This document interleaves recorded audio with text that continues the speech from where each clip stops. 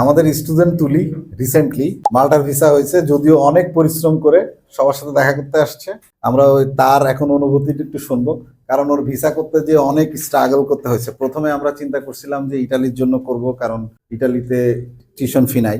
Unfortunately এই বছর তো ইটালির আসলে এম্বাসি ডেট পাওয়া যাচ্ছে না, খুবই ঝামেলা, পরে এম্বাসি ডেট পাইনি। তো বেকআপ প্ল্যান রাখছিলাম সবসময়, কিন্তু সে তো অস্থির হয়ে যায় যে স্যার 1 বছর চলে যাচ্ছে, আমি তো পাগল হয়ে গেলাম, অস্থির। ঠিক আছে, কেন হয় না, বারবার বলছি যে টেনশন নাই, একটা ব্যবস্থা হবে। তো ফাইনালি আলহামদুলিল্লাহ ভিসা হয়েছে।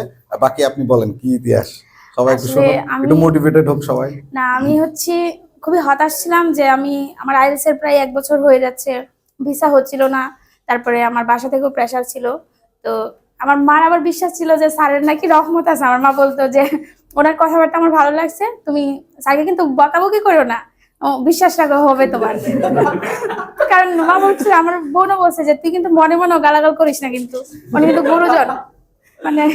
তো যাই হোক, স্যারের প্রতি আমার ফ্যামিলির একটা বিশ্বাস ছিল, আর আমিও স্যারকে বিশ্বাস করেছি। কিন্তু আমি একটা পুশ করতাম যে স্যার কিন্তু বললেই তো স্যার একটু কাজটা ত্বরান্বিত করবে। যাই হোক আল্লাহর রহমত, যাই হোক যে আল্লাহর রহমত আর স্যারের একটা আপ্রাণ চেষ্টা, সবার দোয়া, আমি আমার মাল্টার ভিসা পেয়েছি আলহামদুলিল্লাহ। তো আমার বাকি জীবনটা যাতে ভালো হয়, সবার দোয়া চাই। হ্যাঁ, কংগ্রাচুলেশন, দোয়া করে দেন।